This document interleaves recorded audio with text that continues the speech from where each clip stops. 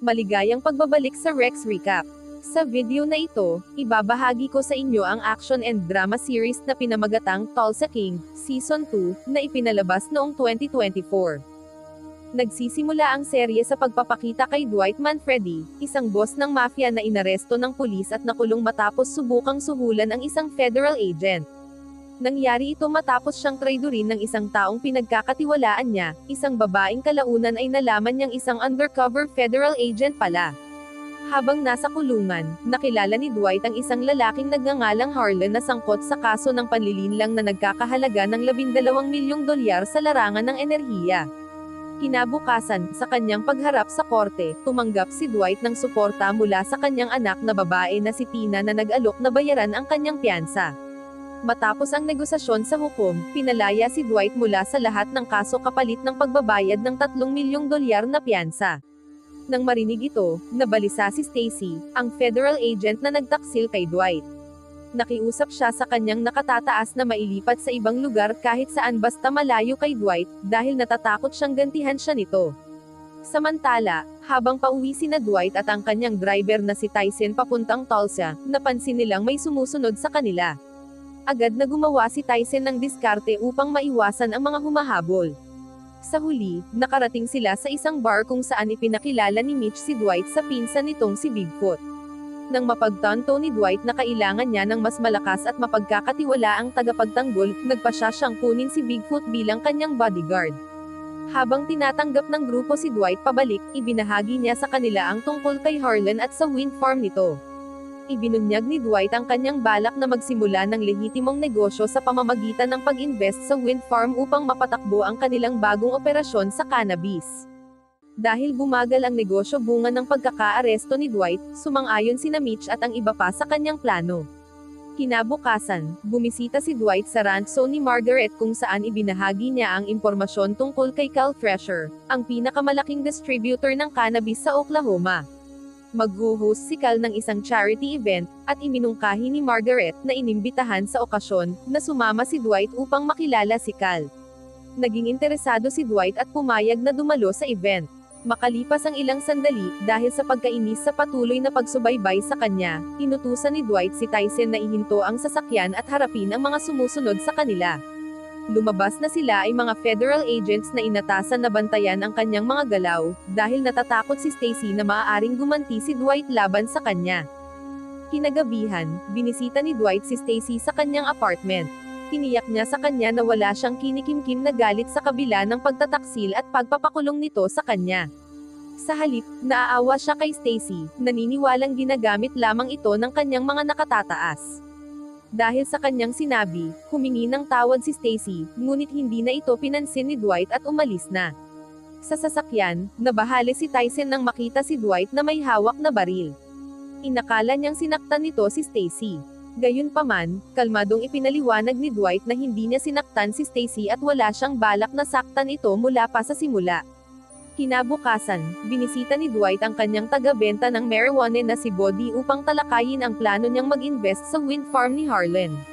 Nang malaman ni Bodhi na layunin ni Dwight na gamitin ang wind farm upang mapalaki ang produksyon ng marijuana para sa mas mataas na kinikita, agad siyang pumayag sa plano. Kinagabihan, naghanda si Dwight at ang kanyang mga tauhan upang dumalo sa isang charity event sa tirahan ni Cal Thresher. Ngunit pagdating nila, ininsulto ni Thresher si Dwight at binalaan itong huwag manggulo sa Tulsa. Sa pananaw ni Thresher, isa lamang si Dwight na bagong salta na gustong kumita sa pamamagitan ng pagpapatakbo ng negosyo ng marijuana sa lugar. Na-offend si Dwight sa mga sinabi ni Thresher kaya nagpasya siyang umalis sa event.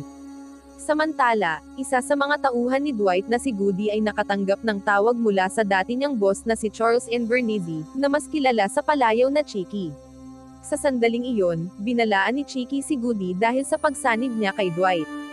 Bilang babala, pinatay pa ni Chiki ang isa sa mga kaibigan ni Goody na sumusuporta rin kay Dwight. Sa ibang lugar, kinontak ni Thresher si Bill Bevilacqua, isang boss ng mafia mula Kansas City, upang iulat ang mga ginagawa ni Dwight. Ibinunyag ni Thresher na si Dwight, na bahagi ng Invernizzi family, ay nagsimula ng mag-operate sa Tulsa. Ikinuwento rin niya na si Dwight ay hindi lamang nagbukas ng bar at casino, kundi nagpapatakbo rin ng negosyo ng marijuana at balak pa itong palawakin sa teritoryo ni Bevilacqua. Sa mga sumunod na araw, binisita ni Dwight at ng kanyang anak na si Tina ang isang bahay na planong tirhan ng kanyang pamilya. Sa panahong ito, ipinadala ni Bevilacqua ang isa sa kanyang mga tauhan upang manmanen si Dwight, at siya ay labis na nagalit nang matuklasan niyang si Dwight ay nagsasagawa ng negosyo sa kanyang teritoryo. Parehong hayagang ipinahayag ni Bevilacqua at Thresher ang kanilang pagkadismaya kay Dwight. Lalo nang nabahali si Thresher nang banggitin ni Dwight ang plano niyang palawakin ang negosyo ng marijuana, na nagbabanta sa kanyang posisyon bilang pinakamalaking nagbebenta ng cannabis sa Oklahoma. Si Thresher ay nagabot pa ng suhol sa isang prosecutor na si McGrath upang alisin si Dwight. Kinabukasan, binisita ni Tyson si Armand, isa sa mga tauhan ni Dwight, na siyang namamahala sa isang rancho ng mga kabayo. Ibinahagi ni Armand ang kanyang mga problemang pinansyal kay Tyson, umaasang makakakuha ng payo. Di naglaon, dumating si Dwight upang singilin ang utang ni Armand, ngunit ipinaliwanag ni Armand na ginagawa na niya ang paraan upang makabayad sa lalong madaling panahon. Pagkatapos nito, dumalo si Dwight sa isang pagdinig sa korte kung saan pinili niyang depensahan ang sarili imbes na kumuha ng abogado. Habang naghahanda ang hukom na simulan ang sesyon, dumating si McGrath at inanunsyo na siya ang gaganap bilang prosecutor sa kaso ni Dwight. Una ay kinwestiyon ng hukom kung bakit nakialam si McGrath, lalo na't ang kaso ni Dwight ay hindi kabilang sa mga karaniwang high-profile na kasong kanyang hinahawakan. Gayunman, nagbigay si McGrath ng isang diplomatikong tugon na nakumbinsi ang hukom, kaya't napilitang pumayag si Dwight na siya na nga ang humawak sa kaso. Samantala, kausap ni Tina ang kanyang tiyahin na si Joanne sa telepono, tinatalakay ang plano niyang lumipat sa Tulsa upang mapalapit sa kanyang ama. Sa sandaling iyon, halatang nag-aalala si Tina dahil kasalukuyan pang nilitis si Dwight, at kapag natalo ito sa kaso ay muling makukulong. Si Joanne, na mahal si Tina na parang sariling anak, ay nag-alok na samahan siya sa Tulsa at manirahan din doon. Sa narinig, natuwa si Tina at taos-pusong nagpasalamat sa kanyang tiyahin. Samantala, nakatanggap si Chicky ng tawag mula kay Bevilacqua na nais magsumbong tungkol kay Dwight at sa kanyang mga gawain sa Tulsa. Akala ni Bevilacqua na kasapi pa rin si Dwight ng pamilyang Invernizzi, kaya't ipinaalam niya kay Chicky na nilabag ni Dwight ang mga hangganan ng teritoryo at humihiling siya ng agarang aksyon. Hindi lang iyon, iginiit ni Bevilacqua na ayusin agad ni Chicky ang problema, at humiling si Chicky ng ilang araw upang maisaayos ito. Makalipas ang kaunti, binisita ni Dwight si Body upang talakayin ang mga pamantayan sa pagpili ng abogado para sa nalalapit niyang paglilitis. Iminungkahi ni Body na pumili ng mga lalaking dati nang nagkaroon ng kaunting kaso sa batas, sa paniniwalang hindi ganoon kalapit sa batas ang mga ganitong tao. Gayunpaman, nag-alinlangan si Dwight at sa halip ay inutusan si Body na pumili ng mga babae bilang abogado, sa paniniwalang mas ginagamit ng mga babae ang kanilang damdamin sa pagdedesisyon. Kinagabihan, palihim na pumasok sina Tyson, Armand, at iba pang miyembro ng grupo sa isang car dealership upang magnakaw ng mga catalytic converter mula sa mga sasakyan doon. Ipinaliwanag ni Tyson na ang mga converter na ito ay may platinum filter na maaaring ibenta ng $200 kada isa. Sa huli, nag-assign si Mitch ng mga gawain, ang ilan ay inutusan na tanggalin ang mga converter, habang ang iba ay naatasang magbantay. Kinabukasan, makikita ang may-ari ng car dealership na si Donnie na sinusubukang kumbinsihin ang isang customer na bumili ng sasakyan. Habang sinusubukan ang sasakyan, inutusan ni Donnie ang lalaki na paandarin ang kotse, ngunit may kakaibang ingay itong nilikha. Nang silipin niya sa ilalim, natuklasan niyang ninakaw na ang mga catalytic converter mula sa kanyang mga sasakyan. Samantala, binisita ni Dwight si Harland sa kulungan upang talakayin ang posibilidad ng pamumuhunan sa wind farm nito. Nag-alok si Dwight ng $7.5 milyong, at bagamat nag-aalangan, pumayag si Harland dahil wala na siyang ibang opsyon. Gayunpaman, nang nagtungo si Dwight sa bangko upang mag-apply ng loan, tinanggihan ng manager ang kanyang kahilingan, dahil sa patakarang nagtatakda ng limitasyon na hanggang $3 milyong lamang. Bukod pa rito, hindi rin maibigay ni Dwight ang mga kinakailangang dokumento ng bangko, kaya't hindi niya nakumbinsi ang manager. Kinagabihan, binisita ni Joanne si Dwight at ibinalitang balak na niyang lumipat sa Tulsa. Tinanong din niya si Dwight tungkol sa kanyang paglilitis dahil nag-aalala siyang walang abogado si Dwight. Sumagot si Dwight na wala na siyang tiwala sa mga abogado, dahil sa huling pagkakataon na kumuha siya ng abogado, nauwi pa rin siya sa kulungan ng 25 taon. Pagkarinig nito, iminungkahi ni Joanne na isaalang-alang ni Dwight ang isang plea deal o pagbabayad ng multa upang mapababa ang kanyang sentensya. Ipinaalala niya kay Dwight na iniwan nito si Tina noong siya ay nakulong sa loob ng 25 taon, at binalaan siyang kung gagawin niya muli ang parehong pagkakamali, mas lalo pang magdurusi si Tina. Sa halip na tugunan ng kanyang mga alalahanin, nagbuhos ng vodka si Dwight para sa kanyang kapatid at sinubukang aliwin ito, sinabing huwag na lang mag-alala. Kinabukasan, habang nag-aalmusal si Dwight sa bar ni Mitch, bigla siyang inistorbo ni Donnie na nagreklamo tungkol sa pagnanakaw sa kanyang car dealership. Sinabi ni Donnie kay Dwight na may nagnakaw ng catalytic converters mula sa kanyang mga sasakyan. Tumanggi siyang iulat ito sa pulisya o insurance companies dahil sa takot sa matagal na proseso na maaaring magdulot ng pagkalugi. Kaya't lumapit siya kay Dwight para humingi ng tulong, alam niyang siya ang boss ng mafia sa bayan. Hindi inaasahan, pumayag si Dwight na tumulong sa pamamagitan ng pag-aayos na maibalik ang kalahati ng mga ninakaw na converters at pag-aalok ng proteksyon para sa dealership. Kapalit nito, humiling si Dwight ng 2 bagong sasakyan mula kay Donnie na balak niyang ibigay kina Tina at Joanne. Matapos pumayag si Donnie sa kasunduan, pinaghinalaan ni Dwight na ang kanyang mga tauhan mismo ang nasa likod ng pagnanakaw. Kaya't inutusan niya si Mitch na ibalik ang kalahati ng mga ninakaw na converters kay Donnie. Di naglaon, nakipagkita si Dwight kay McGrath upang pag-usapan ang posibilidad ng isang kasunduan. Iminungkahi ni Dwight ang mga alternatibong parusa tulad ng multa, community service, o parole upang makaiwas sa pagkakakulong. Ngunit mariing sinabi ni McGrath na masyado nang mabigat ang mga kasalanan ni Dwight at wala siya sa posisyong makipag-ayos. Habang lumalayo si McGrath upang sagutin ang tawag ng kanyang asawa, napansin ni Dwight ang isang call slip mula kay Thrasher na naka-address kay McGrath. Agad itong nagdulot ng hinala kay Dwight na maaaring nagsasabwatan sina McGrath at Thrasher upang pabagsakin siya at alisin sa Tulsa. Pagkatapos, kinumpronte ni Dwight si McGrath tungkol sa biglaang desisyon nitong kunin ang kaso. Maingat ang sagot ni McGrath ngunit may pahiwatig na determinado siyang ipapakulong si Dwight anuman ang mangyari. Nang mapagtanto niyang wala ng pag-asang makipag-ayos, nagpa siya si Dwight na umalis.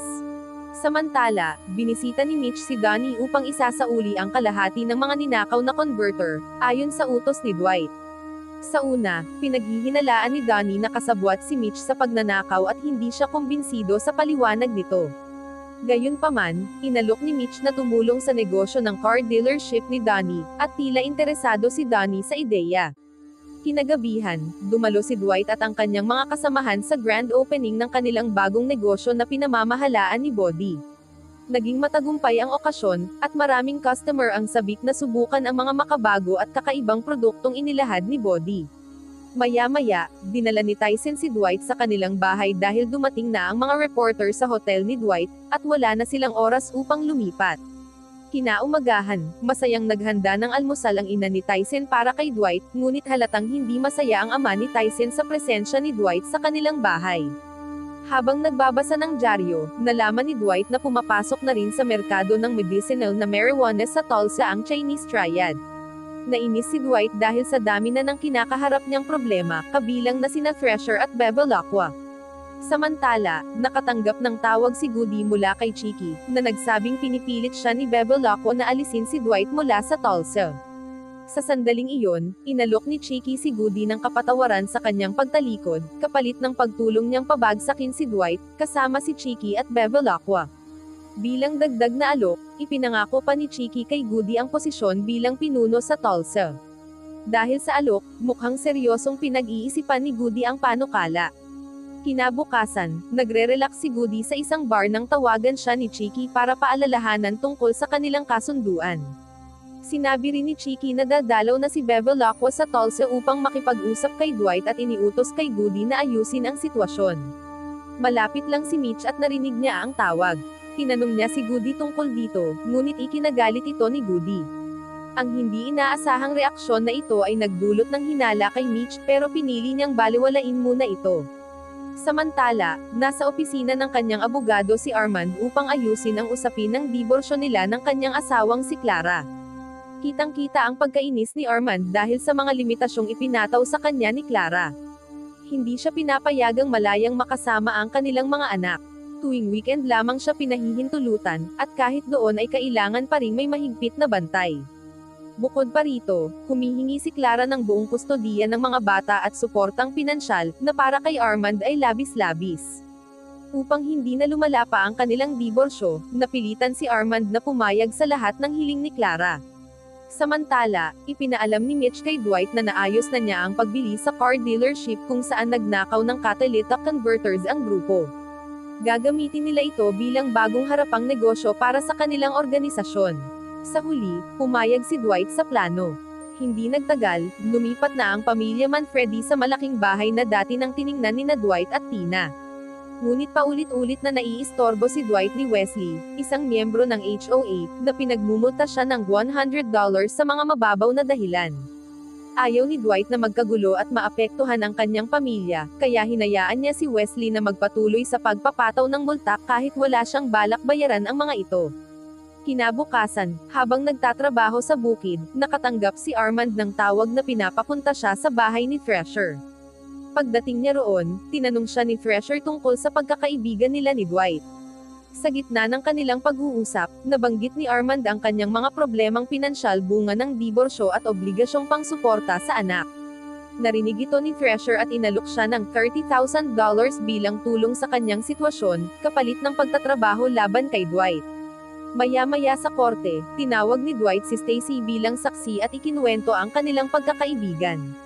Sinubukan ni Dwight na baguhin ang pananaw ng judge tungkol sa umano'y panunuhol niya kay Stacy.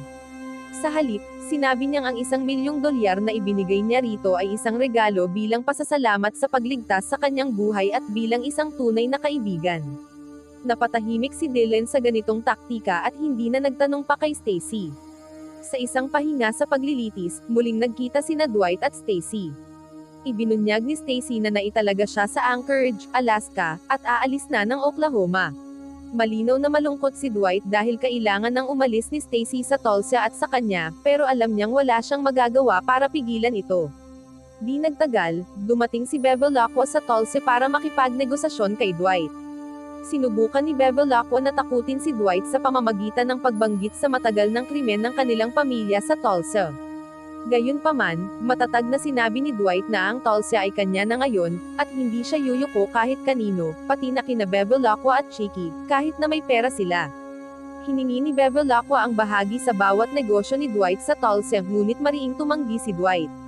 Sa halip, sinabi niyang nawalan na ng kontrol si Bevilacqua sa lungsod at hindi nito nakita ang potensyal ng Tulsa hanggang sa dumating siya at nagsimulang kumita. Bago umalis, tinangkapang takutin ni Bevilacqua si Dwight pero hindi ito natakot. Tinawag pa niya si Bevilacqua na walang common sense at nakakainip. Mabilis na bumalik si Dwight sa korte matapos ang maikling pag-uusap, at tuwang-tuwa siya nang malaman na napawalang sala siya sa kaso. Maya-maya, nagalit si Thresher nang marinig na napawalang sala si Dwight sa kanyang kaso. Kasabay nito, nagsimula ng magplano sina Chicky at Goody na saktan si Dwight matapos nitong tanggihan ang alok ni Bevilacqua. Hindi inaasahan, natakot si Wesley matapos niyang malaman ang kriminal na nakaraan ni Dwight mula sa balita.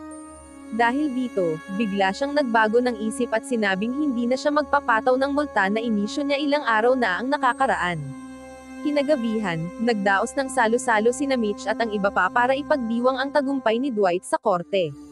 Habang nagdiriwang, lumapit si Goody kay Dwight at sinabi sa kanya na ipinadala ni Bevilacqua ang kanyang tauhan na si Caputo upang magbigay ng panibagong alok. Pagkarinig nito, agad lumabas si Dwight ng bar para makipagkita kay Caputo sa likod ng gusali.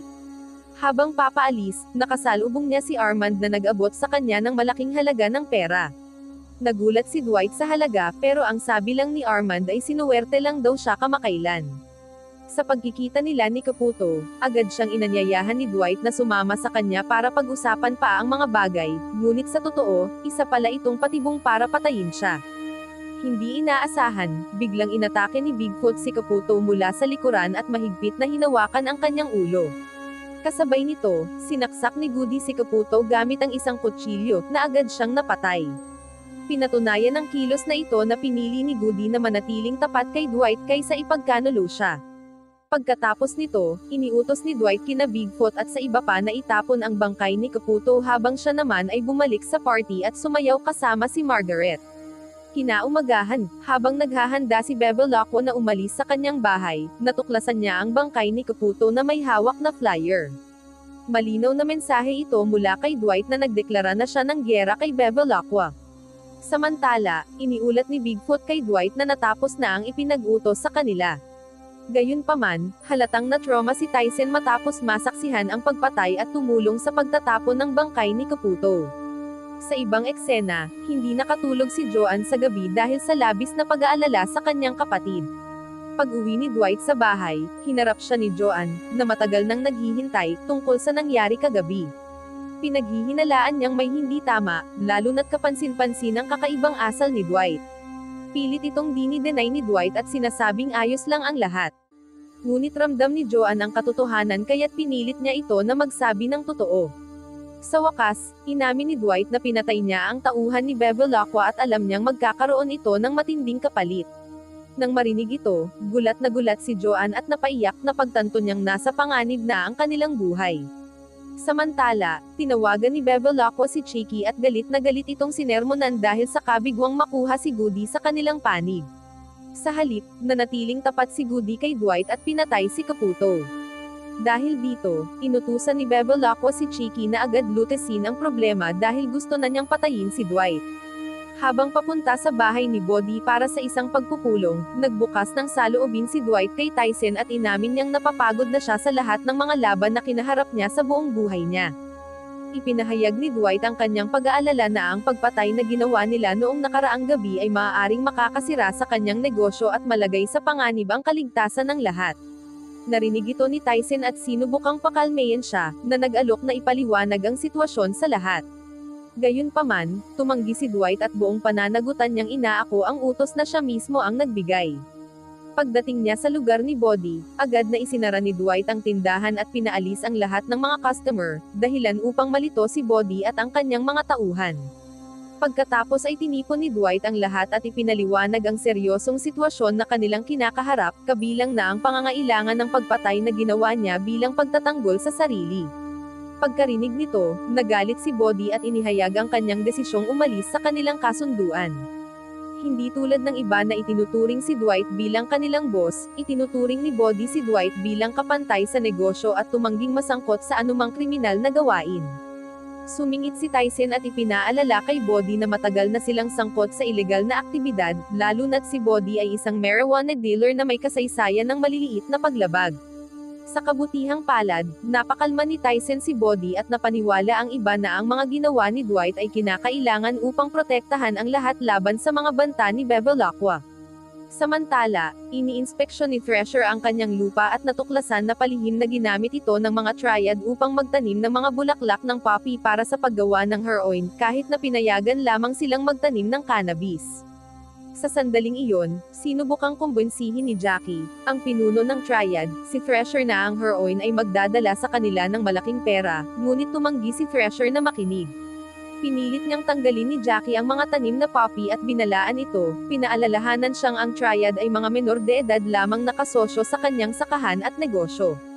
Bago umalis, pumayag si Jackie na alisin ang mga poppy, ngunit ibinunyag din niya kay Thresher na may dalawang magnanakaw na nagnakaw ng ilan sa kanilang mga tanim na cannabis. Sa huli, nangakong aaksyonan ni Thresher ang isyong iyon sa ibang pagkakataon. Bumisita si Thresher kay Armand sa kanyang rancho at binigyan siya ng karagdagang pera upang makakuha ng impormasyon tungkol kay Dwight. Sa sandaling iyon, ibinunyag ni Armand na plano ni Dwight gamitin ang wind farm sa Galena upang magsimula ng bagong taniman ng cannabis. Samantala, sa New York, nagsagawa si Chicky ng isang pagpupulong kasama ang kanyang mga kasamahan upang talakayin ang sitwasyon kay Bevilacqua. Iminungkahi ng kanyang mga kasamahan na hayaan na lamang si Bevilacqua na lutesin ang kanyang mga problema ng mag-isa, na bahagyang nagpapahiwatig ng takot ni Chicky kay Bevilacqua. Sa ilalim ng impluwensya ng alak, hindi sinasadyang nagsiwalat si Chicky ng mga pahiwatig kung paano niya pinatay ang kanyang ama, na ikinabahalin ng kanyang mga kasamahan. Samantala, sa Tulset dumating si Dwight at ang kanyang grupo sa wind farm kung saan nila nakilala si Medhat, ang pinuno ng tribo na nagmamay-ari ng lupa. Sa hindi inaasahang pagkakataon, tahasang humiling si Medhat ng 20% na bahagi sa kita mula kay Dwight, malinaw na nagpapakita ng kagustuhang makinabang sa kasunduan. Nang tutulan ni Dwight ang hinihinging bahagi at sabihing ito'y hindi makatwiran, isiniwalat ni Medhat na may natanggap na siyang alok mula sa karibal ni Dwight, na kalaunan ay kinilalang si Thrasher.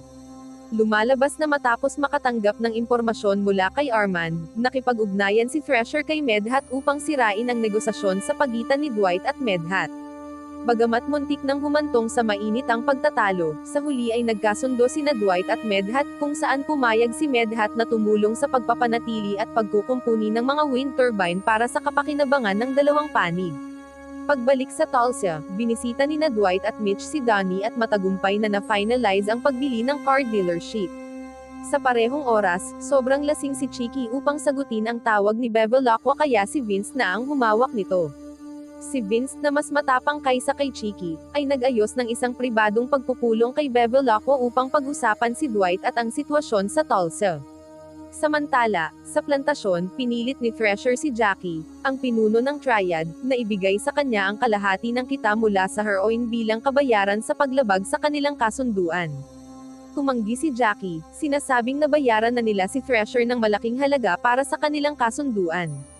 Dahil sa inis, binalaan ni Thrasher ang mga manggagawang Chino sa plantasyon na sila ay mga imigranteng naghahanap lamang ng mas magandang buhay sa Amerika, kaya't kailangan nilang sundin ang lahat ng patakaran sa lugar.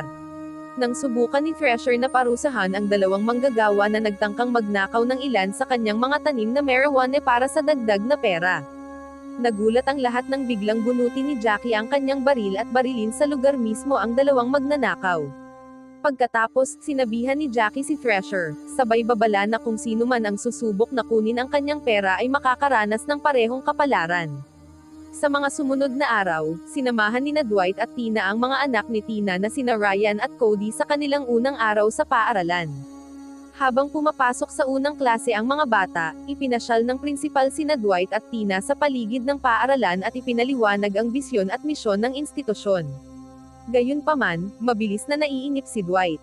Sa bahay, ipinahayag ni Dwight ang kanyang hindi pagsang-ayon sa paaralan, sinasabing hindi ito angkop para sa kanyang mga apo.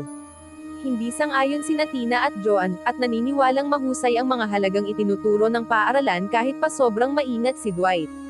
Samantala, naghahanda si Bodhi na bumisita sa wind farm upang inspeksyonin ang mga pagkukumpuning ipinangako ni Medhat. Kasabay nito, dumaan si Mitch sa car dealership ni Donnie upang pag-usapan ang kanilang negosyo. Masigasig na ibinahagi ni Donnie ang kanyang mga ideya, na hindi alam na ginagamit lang siya ni Mitch para sa mas malaking operasyon. Pinaghihinalaan ni Vince na si Chicky ang pumatay sa kanilang ama, kaya iminungkahi niyang makipagkita si Chicky kina Dwight at Bevilacqua upang ayusin ang kanilang sigalot, dahil alam niyang hindi niya ito kayang lutasin mag-isa. Matapos ang kaunting pag-aalinlangan, pumayag si Chicky at tinawagan ni Vince si Bevilacqua upang ipaalam ito. Sa una, tumanggi si Bevilacqua dahil lantaran na raw idineklara ni Dwight ang gyera laban sa kanya. Gayunpaman, iginiit ni Chicky na makikinig sa kanya si Dwight, kaya itinakda nila ang pulong para sa susunod na linggo. Samantala, tinipon ni Dwight ang kanyang grupo upang pag-usapan ang kanilang bagong negosyo sa car dealership.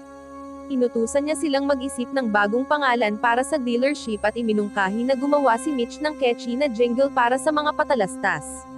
Pagkatapos nito, bumisita si Dwight sa rancho at inutusan si Tyson na kolektahin ang pera mula kay Armand habang siya naman ay makikipagkita kay Margaret sa stables. Sa pagkakataong iyon, niyaya ni Dwight si Margaret na maghapunan, ngunit ginamit ang pagkakataon upang magtanong tungkol kay Thrasher, na labis na ikinainis ni Margaret. Akala tuloy niya, si Dwight ay lumapit lang sa kanya para sa impormasyon. Sa kabila nito, ibinunyag ni Margaret na tila may pagtingin kay Dwight, na mahina si Thrasher at umaasa lang sa mga makapangyarihang kakampi para suportahan siya. Binalaan din niya si Dwight tungkol sa pakikipagsosyo ni Thrasher sa Triad upang palawakin ang kanyang negosyo sa cannabis, at nagbabala na isa siyang mapanganib na tao. Pagkarinig nito, matatag na sinabi ni Dwight na hindi siya natatakot kay Thrasher, ngunit naiinis siya sa panghihimasok nito. Sa bar, habang kumakain si Goody, bigla siyang nakatanggap ng tawag mula kay Vince na nagsabing may naka-schedule na pagpupulong sa Atlanta sa susunod na linggo. Bagaman sinabi ni Goody na wala itong saysay dahil tumanggi si Dwight na makipagkita kay Bevilacqua, iginigiit ni Vince na ituloy ang meeting at hinihikayat si Goody na kumbinsihin si Dwight na dumalo. Samantala, isa sa mga empleyado ni Body na si Grace, ay ipinasyal si Joanne sa loob ng tindahan at ipinaliwanag ang mga produkto nila. Ayon sa lahat, hiniling ni Dwight kay Body na kunin si Joanne dahil sa karanasan nito sa sales at marketing. Pumayag si Body at itinalaga si Grace upang gabayan si Joanne. Sa ibang lugar, dumalaw si Thresher sa rancho at hindi inaasahang nagkita sila ni Dwight. Nilapitan siya ni Dwight at binalaan na huwag makialam sa kanyang mga gawain. Hindi natinag si Thresher at kinutya si Dwight sa paghingi ng impormasyon tungkol sa kanya kay Margaret. Habang tumitindi ang tensyon at muntik na silang magkasuntukan, dumating si Margaret dala ang kanyang rifle at binalaan silang umalis kung gusto nilang mag-away. Huminto ang dalawang lalaki sa kanilang pagtatalo at lumakad palayo si Thresher. Makalipas ang ilang sandali, nakatanggap ng tawag si Dwight mula kay Goody tungkol sa meeting kasama sina Chicky at Bevilacqua sa Atlanta. Sinabi ni Dwight na pag-iisipan niya ang pagdalo at iniutos kay Goody na bumisita sa wind farm kasama si Mitch. Sa plantasyon, iniutos ni Thresher sa ilang manggagawang Chino na gawin ang isang gawain para sa kanya. Naiinis si Jackie na kinuha ni Thresher ang mga manggagawa nang walang pahintulot niya, ngunit pumayag na rin matapos paalalahanan tungkol sa kanilang kasunduan. Lumalabas na ipinadala ni Thresher ang mga manggagawa sa wind farm ni Dwight upang sirain ito. Binasak ng mga manggagawa ang lugar, ang isa ay sinaktan si Body at ang iba naman ay sinisira ang mga kagamitan. Pagkaraan ng kaunti, dumating si Dwight at ang kanyang grupo upang labanan ang mga umaatake. Matapos mapasuko ang mga ito, inamin ng isa sa mga manggagawa na si Thresher ang nag-utos ng paninira. Kasabay nito, kinontak ni Thresher si Bevilacqua at iminungkahi ang isang pakikipagsosyo upang pabagsakin si Dwight at tuluyang alisin siya sa Tulsa. Kinagabihan, isinama ni Dwight si Margaret sa isang hapunan, kung saan hindi inaasahan na nakatanggap sila ng isang mamahaling bote ng alak mula kay Thresher, na tila alam kung saan sila kumakain. Hindi interesado si Dwight sa pakitang gilas ni Thresher kaya ibinigay niya ang alak sa ibang magkasintahan sa kalapit na mesa. Sa mga sumunod na araw, humingi si Tina ng baril kay Dwight upang ipagtanggol ang sarili. Bagamat nag-aalangan sa simula, napaniwala si Dwight ni Joanne, na iginiit na si Tina ay isang responsableng babae na may karapatang magmay-ari ng baril, lalo't kailangan niyang protektahan ang sarili at ang kanyang dalawang anak. Maya-maya, nang bumisita si Armand kay Body, napansin niya ang mga sugat nito. Ipinaliwanag ni Body na ipinadala ni Thresher ang isang grupo upang sirain ang wind farm noong nakaraang araw. Sa plantasyon, galit na galit si Jackie kay Thresher dahil sa pananakit sa karamihan ng mga manggagawang Chino. Dahil dito, nahirapan si Jackie sa pananalapi, dahil kailangan niyang sagutin ang mga gastusin sa pagpapagamot at tugunan ang kakulangan sa manggagawa. Sa huli, humingi ng pananagutan si Jackie kay Thresher, ngunit muli siyang pinaalalahanan ni Thresher tungkol sa kanilang kasunduan. Samantala, kinontak ni Tyson si Dwight upang humingi ng pahintulot na gamitin ang kotse nito, dahil nasira ang van ng kanyang ama. Pinayagan siya ni Dwight ngunit pinayuhan na maging maingat, lalo na't aalis siya patungong Atlanta. Pagkatapos, nagtungo si Dwight sa bar at ipinaalam kay Mitch ang hiling ni Tina na magkaroon ng baril para sa proteksyon. Dahil hindi niya ito personal na matutugunan, hiniling ni Dwight kay Mitch na humanap ng angkop na baril para kay Tina at turuan siyang gumamit nito. Sa paliparan, naharang si Chicky ng mga security personnel dahil sa tangkang pagpuslit ng baril na itinago niya sa kanyang medyas. Samantala, sa tindahan ni Body, humanga ang lahat kay Joanne dahil sa kanyang masasarap na lutong bahay na merienda na naging patok sa mga mamimili. Habang nangyayari ito, pinag-uusapan ni Body at Joanne ang pagpapalawak ng kanilang negosyo sa pagbebenta ng mga produktong CBD na mula sa mga tanim nilang halaman. Excited si Joanne sa ideya dahil sa karanasan niya sa pagsasaka, habang si Body naman ang bahala na humawak ng marketing sa pamamagitan ng kanilang website. Samantala, bumisita si Mitch sa rancho para turuan si Tina kung paano bumaril gamit ang baril na pinili niya para rito. Sa hindi inaasahan, mahusay palang bumaril si Tina, kaya't labis na humanga si Mitch. Habang nangyayari ito, hinarap ni Armand si Thresher tungkol sa paninira sa wind farm. Nilinaw ni Thresher na hindi ito ginawa dahil sa kabutihang loob kundi dahil kailangan niya ng impormasyon tungkol kay Dwight. Hindi pa siya tumigil doon, minamaliit pa niya si Armand, tinawag siyang hangal, at tinatakot pang papatayin nang sabihin ni Armand na ayaw na niyang magbigay ng impormasyon tungkol kay Dwight, sa paniniwalang napakadelikado nito. Sa Atlanta, dumating sina Dwight at Goody para sa kanilang meeting kay Bevilacqua. Nagkita sila sa isang lokal na restaurant at nagulat nang dumating si Vince ng mag-isa, na nagpaliwanag na si Chicky ay hinuli ng mga pulis sa paliparan dahil sa pagdadala ng baril. Agad namang ipinahayag ni Bevilacqua ang kanyang mga hinaing tungkol sa mga aktibidad ni Dwight sa Tulsa, na iginiit niyang siya ang dapat may kontrol sa lungsod. Tumugon si Dwight na hindi siya ang may kasalanan sa mga pagkalugi ni Bevilacqua dahil si Pete, ang dati niyang boss, ang nagpadala sa kanya sa Tulsa. Ipinilit ni Dwight na si Chicky, anak ni Pete, ang dapat sisihin. Hindi sumang-ayon si Vince pero ipinaalala ni Dwight na siya ang nakulong ng 25 taon para akuhin ang kasalanan ni Pete at ng iba pa. Sinubukan ni Dwight na makipag-ayos kay Bevilacqua, iniaalok ang 15% ng kanyang kita at dekalidad na marijuana sa mababang presyo na maaaring ibenta ni Bevilacqua sa Texas. Bagamat interesado si Bevilacqua, humingi ito ng bahagyang mas mataas na bahagi. Matapos ang ilang palitan ng kondisyon, nagkasundo sina Dwight at Bevilacqua, nagkamayan, at tinanggihan si Vince, sinabing wala silang interes na makipag-ugnayan pa kay Chicky. Habang matagumpay na naayos ni Dwight ang kanyang alitan kay Bevilacqua, patuloy naman ang galit ni Fresher at nagsimulang makipagsabwatan kay Jackie para tuluyang alisin si Dwight sa Tulsa. Maya-maya, pagbalik ni Vince sa New York at iniulat niya kay Chicky ang kinalabasan ng pagpupulong, galit na galit si Chicky.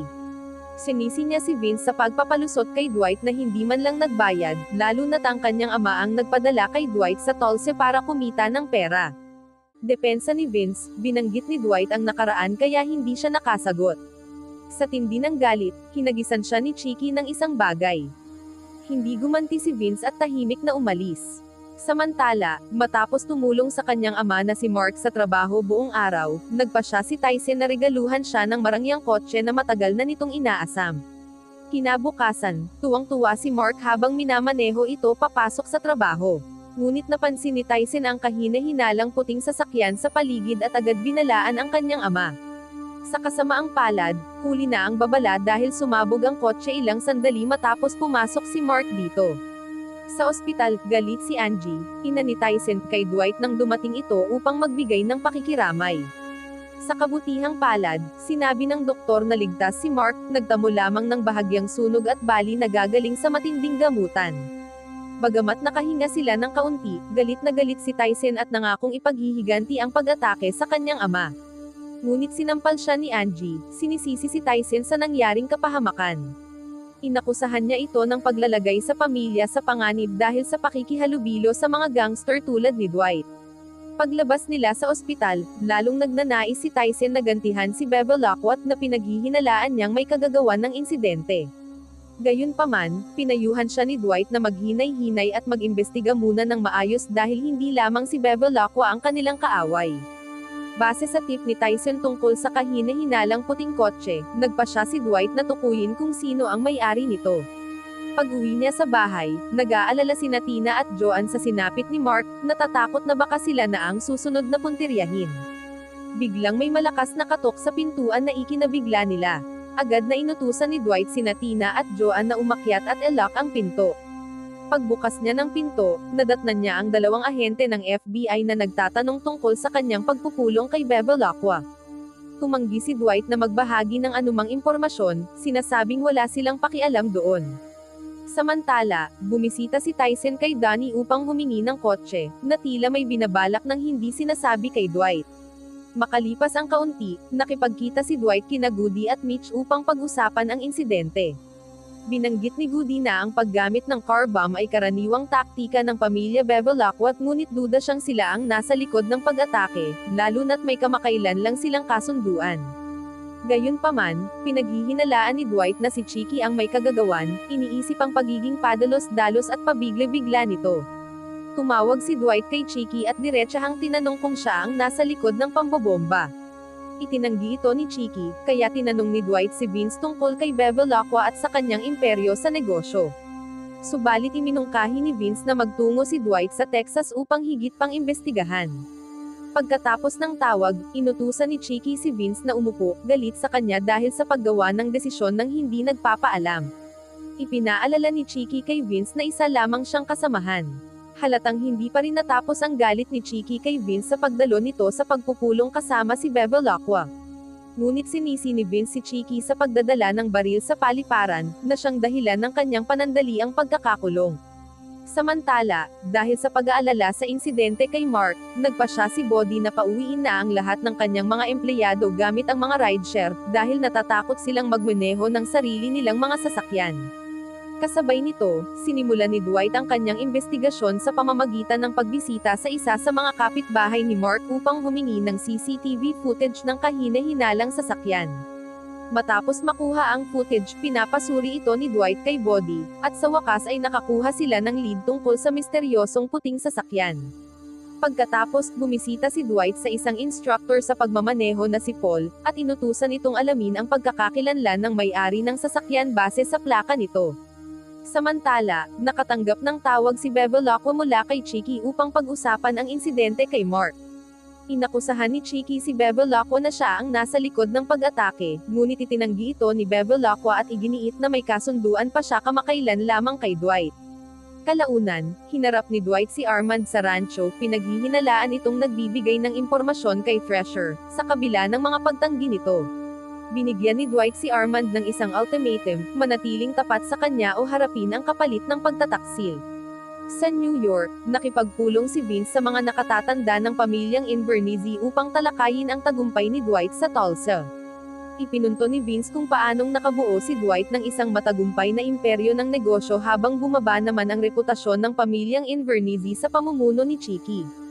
Sa huli, inihayag ni Vince ang kanyang hangarin na makipagtulungan kay Dwight para sa kapwa nilang kapakinabangan, ngunit upang mangyari iyon, naniniwala siyang kailangang alisin si Chiki sa kapangyarihan. Samantala, binisita ni Dwight si Thresher sa plantasyon nito upang tanungin tungkol sa pag-atake kay Mark.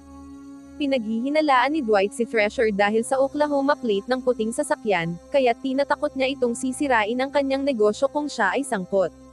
Gayunman, itinanggi ni Thresher ang mga paratang, at ang kanyang reaksyon ay nagpapahiwatig na maaaring wala siyang kinalaman. Pagkaalis ni Dwight, si Jackie naman ang pinaghinalaan ni Thresher, naniniwalang siya ang maaaring nasa likod ng pag-atake. Nakakaramdam ng pagkabigo at pagkakasala si Tyson dahil sinisisi siya ng kanyang pamilya sa nangyaring pag-atake sa kanyang ama. Sa isang punto, plano ni Tyson na pumunta sa Texas upang patayin si Bevilacqua na pinaniniwalaan niyang siyang utak ng lahat. Gayunman, pinayuhan siya ni Mitch na huwag padalos-dalos, at binigyang diin na lalo lamang lalala ang sitwasyon kapag may pinatay siya. Sa Texas, nagpulong si Bevilacqua at ang kanyang mga kasamahan upang talakayin ang insidente. Pinaghihinalaan nila si Chiki at isinisisi ang lahat sa kanya. Isa sa mga kasamahan ang nagmungkahi na gamitin ang insidente upang alisin si Dwight, ngunit tumutol si Bevilacqua, mas nais niyang makinabang kay Dwight sa halip na siya'y patayin. Kinagabihan, dinalaw ni Tyson ang kanyang ama sa ospital. Nang matagpo ang natutulog ito, humingi siya ng tawad sa lahat ng nangyari. Nangako siyang ipaghihiganti ang kanyang ama at lahat ng nasaktan sa pag-atake. Sa plantasyon, sa wakas ay ibinunyag ni Jackie na siya ang tunay na utak sa likod ng pag-atake kay Mark, at ipinakita kay Thresher ang puting sasakyang ginamit sa insidente. Pagkatapos matuklasan ang totoo, nagalit si Thresher kay Jackie dahil sinira nito ang lahat, at nag-alala siyang baka matuklasan ni Dwight ang kanilang mga ginawa. Sa hindi inaasahang pangyayari, pinatay ni Jackie ang isa sa kanyang mga tauhan at iminungkahi na sirain ang puting kotse upang mabura ang lahat ng ebidensya. Samantala, dahil hindi niya matawagan si Tyson, tinawagan ni Mark si Dwight at nakiusap na hanapin ang kanyang anak. Napagtanto ni Dwight na posibleng naghihiganti si Tyson kay Bevilacqua, kaya't tinawagan niya ito at ibinalitang natukoy na ang puting kotse. Tiniyak din ni Dwight kay Tyson na walang kinalaman si Bevilacqua sa pag-atake kay Mark at pinakiusapan siyang umuwi. Di nagtagal, habang nagmamaneho, bigla na lang inambush si Tyson at pinaputukan ng isa sa mga tauhan ni Bevilacqua. Dahil dito, gumanti ng putok si Tyson at matagumpay na nakatakas. Pagbalik ni Tyson sa Tulsa, hinarap niya ang galit at sermon mula kina Dwight at iba pa dahil sa kanyang padalos-dalos na desisyong harapin si Bevilacqua. Galit na galit si Dwight at binalaan siya na inilagay niya sa panganib ang lahat. Sa mga sandaling iyon, natakot si Tyson na palalayasin siya sa grupo, ngunit sa kanyang pagkabigla, idineklara ni Dwight na bahagi siya ng pamilya at poprotektahan siya anuman ang mangyari. Kinabukasan, galit na galit si Bevilacqua sa pagkakabaril sa isa sa kanyang mga tauhan at nanumpang maghihiganti kay Dwight. Tinipon niya ang kanyang mga kasamahan upang pagplanuhan ang kanilang pagganti. Sa parehong oras, tumawag si Chicky kay Bevilacqua matapos malaman ang insidente, at iginiit na si Dwight ang dapat sisihin sa gulo. Hindi nila alam na may isang hindi kilalang partido na nakikinig at nagre-record ng kanilang usapan. Sa Tulsa, labag man sa loob, pinakiusapan ni Dwight si Tina na lumipat sa ibang lungsod kasama ang kanilang mga anak para sa kanilang kaligtasan, dahil may posibilidad na gumanti si Bevilacqua. Nakiusap si Dwight na umalis sila. Bagamat masama ang loob, pumayag si Tina ngunit ipinahayag niya ang kanyang pagkadismaya kay Dwight sa pagwasak sa payapang buhay na kanilang nabuo sa Tulsa. Sa ospital, tinanong ni Mark si Tyson tungkol sa nangyari noong nakaraang gabi, ngunit nagsinungaling si Tyson at sinabing ayos lang ang lahat. Ilang sandali lang matapos dumating si Angie, agad umalis si Tyson, alam niyang ayaw siyang makita ng kanyang ina. Sa hindi inaasahang pagkakataon, sinubukan ni Mark na kumbinsihin si Angie na patawarin si Tyson, ngunit tumanggi siya, sinisisi ito sa sobrang pakikisalamuha sa mga gangster. Sa rancho, sa gitna ng galit, sinigawan ni Armand ang isang babaeng empleyado dahil sa maliit na pagkakamali. Ilang sandali pa, dumating si Margaret at napansin na lasing si Armand. Inutusan niya itong umuwi, ngunit sinagot siya nito ng masasakit na salita. Galit na galit si Margaret at agad na pinaalis si Armand sa trabaho. Kalaunan, habang naghahanda si Tina na umalis ng Tulsa kasama ang kanyang mga anak, tinipon ni Dwight ang kanyang mga tauhan upang pag-usapan ang tungkol kay Tyson. Inutusan niya si Bodhi na pansamantalang isara ang kanyang tindahan at pinaalalahanan ang lahat na manatiling kalmado at iwasan ang padalos-dalos na kilos. Habang naghahanda si Dwight para sa posibleng sagupaan laban kay Bevilacqua, makikitang nagbibilang ng pera si Chicky kasama ang kanyang mga kasamahan. Pagkaalis ni Chicky, nagsimulang magplano si Vince kasama ang iba pang mga kasamahan upang patalsikin siya. Sa plantasyon, nilapitan ni Armand si Thresher at nakiusap na bigyan siya ng trabaho matapos siyang paalisin ni Margaret. Ngunit ayaw na ni Thresher na makitungo sa kanya, kaya binigyan siya ng $100 at pinaalis. Bagamat nasaktan sa pambabastos, kinuha ni Armand ang pera at umalis gamit ang kanyang sasakyan. Samantala, sa bahay, nalungkot si Dwight nang matuklasan na nakaalis na sina Tina at ang kanyang mga anak. Buo ang loob niyang protektahan sila, kaya tinawagan niya si Chicky at binalaan na papatayin niya ito pati na ang kanyang mga tauhan kung may mangyaring masama sa kanyang pamilya. Sa ibang eksena, nagsimulang mag-empake ng mahahalagang gamit sina Bodhi at ang kanyang grupo mula sa tindahan, habang sina Goody at iba pa ay naghahanda ng mga armas at suklay para sa inaasahang labanan. Si Armand, na labis ng pinanghihinaan ng loob at nawalan ng pag-asa sa mga problema sa kanyang buhay, ay nag-iwan ng mensahe para sa kanyang anak, hinihiling na alalahanin ang magagandang alaala nilang mag-ama. Kalaunan, sa plantasyon, hinarap ni Jackie si Thresher at inutusan itong ibigay sa kanya ang buong operasyon ng cannabis. Sa ilalim ng banta mula sa mga armadong tauhan ni Jackie, napilitang pumayag si Thresher sa bagong kasunduan, dahilan upang tuluyan niyang mawala ang kanyang negosyo sa New York.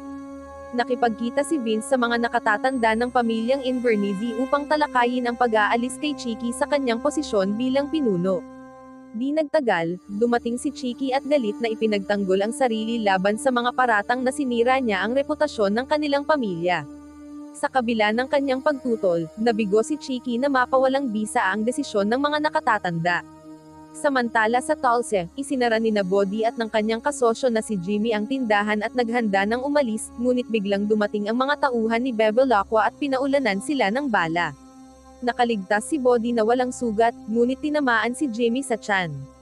Sa sandaling iyon, tinawagan ni Bodhi si Dwight upang iulat ang pag-atake, kaya't agad na nagtungo si Dwight at ang kanyang grupo upang tumulong kay Jimmy, habang naiwan si Goody upang magbantay.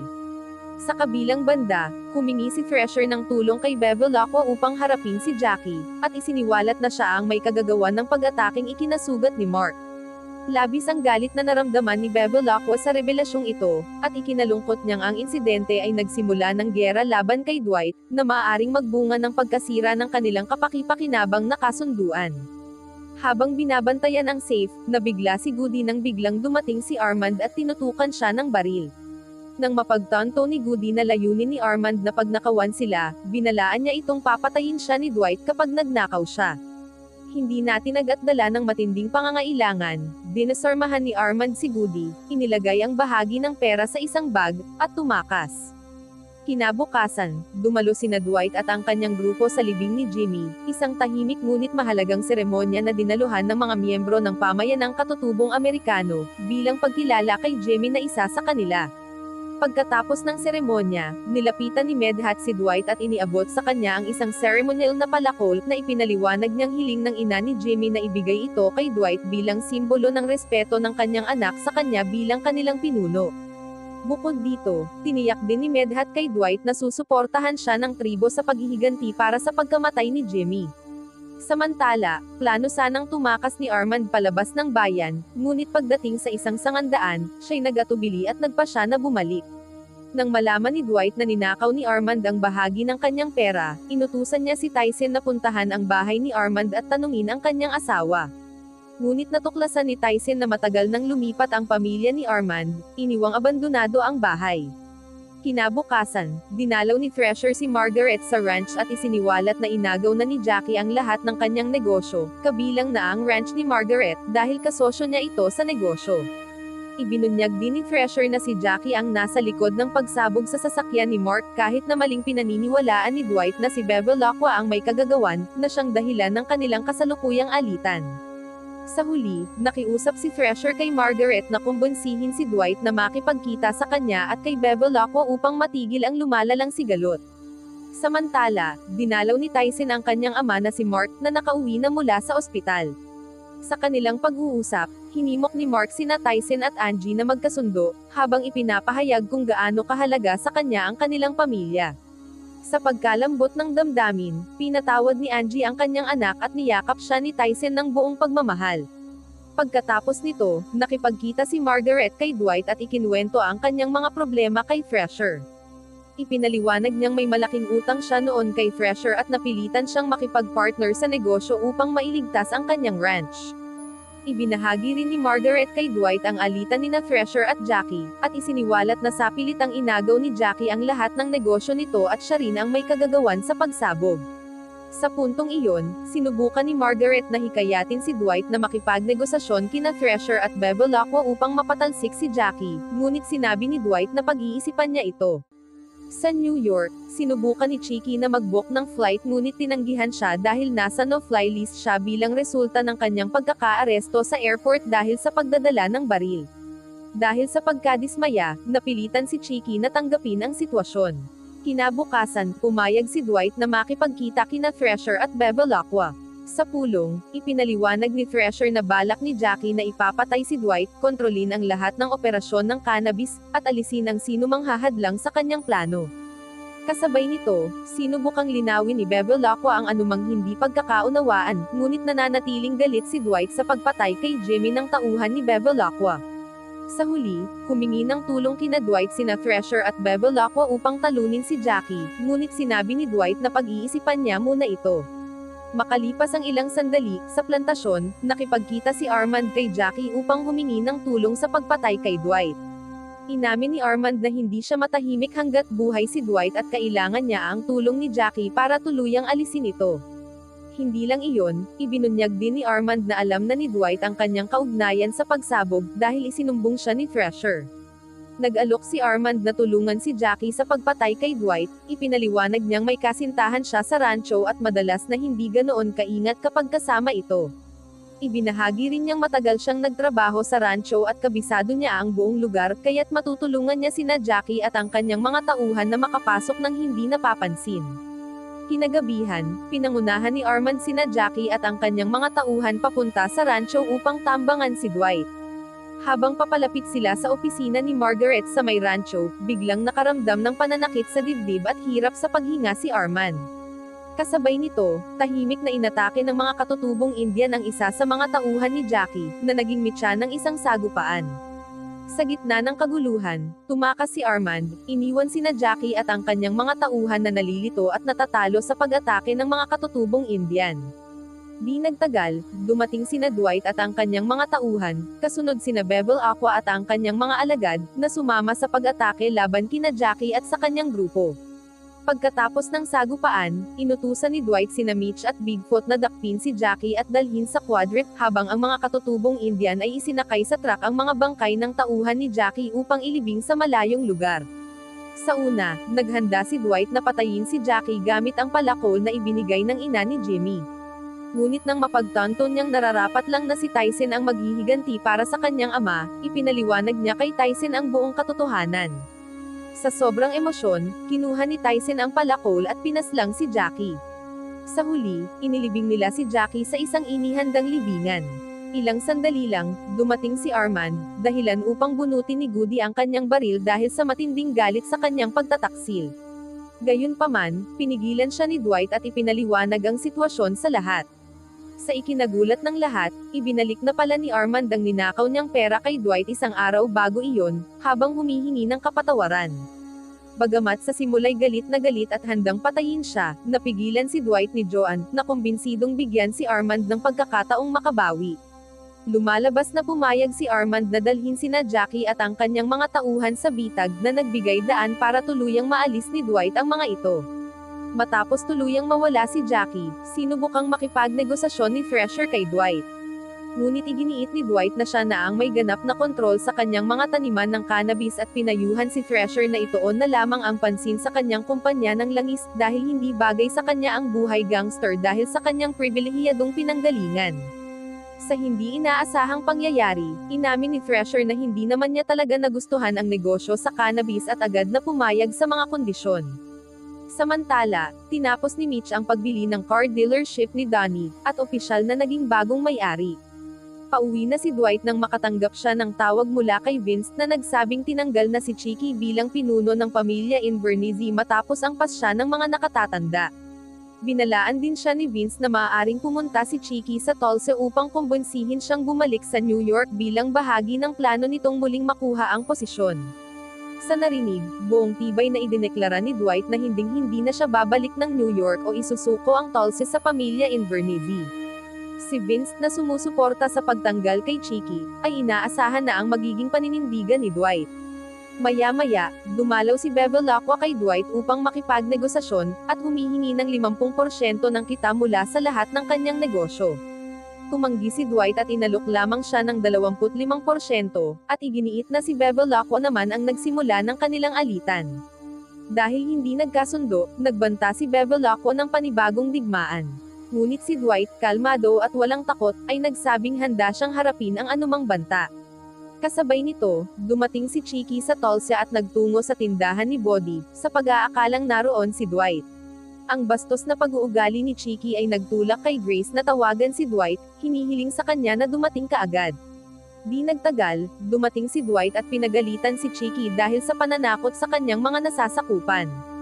Walang pag-aatubili, ibinunyag ni Chicky ang kanyang layunin sa pagpunta sa Tulsa, ngunit si Dwight, na sinabihan na ni Vince, ay matatag na tumangging bumalik sa New York.